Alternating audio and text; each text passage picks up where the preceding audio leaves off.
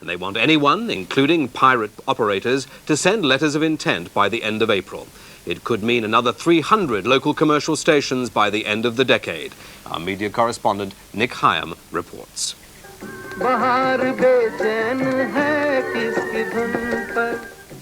ठंडी हवाओं के बाद फिल्म मधुमती में सुहाना सफर 90% of West London's 500,000 Asians listen to Sunrise Radio. It's one of 23 new radio stations for special interest groups licensed by the Independent Broadcasting Authority.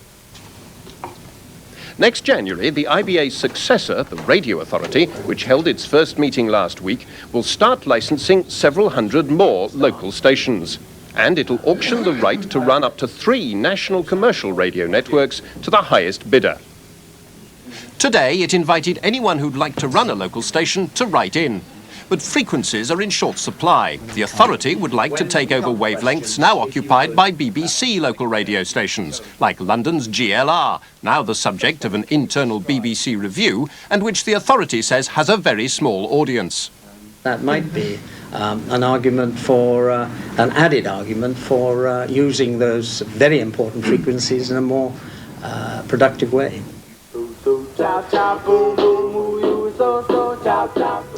As well as ethnic stations, the authority hopes to license more music stations like Jazz FM, now broadcasting test signals before going on air in London this weekend.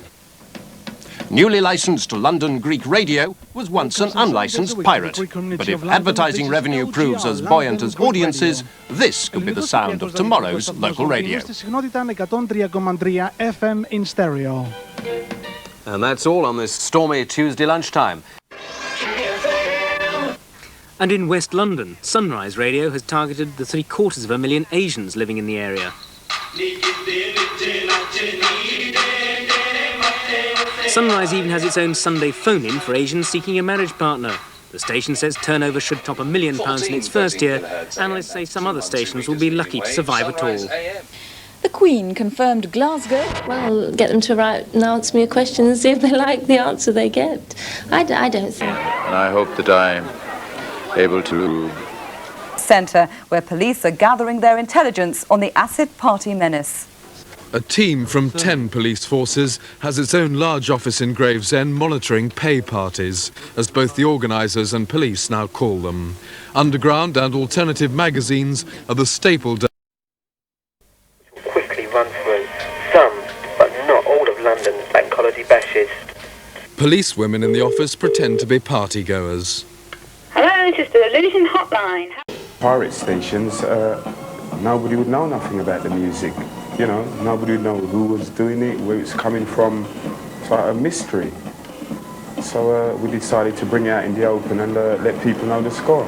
Fantasy obtaining a legal licence at long last. We need your help to support this. East London in Stratford. This is the headquarters of the PAC. The PAC is an organisation which we created. People like Gaza, John Barnes, Nigel Benn, the Godfather, Ambrose Mending, and many, many others. Hey Glenn, thanks very much. See you later on. Yeah, good. Nice to fit. Yeah, good, feeling good.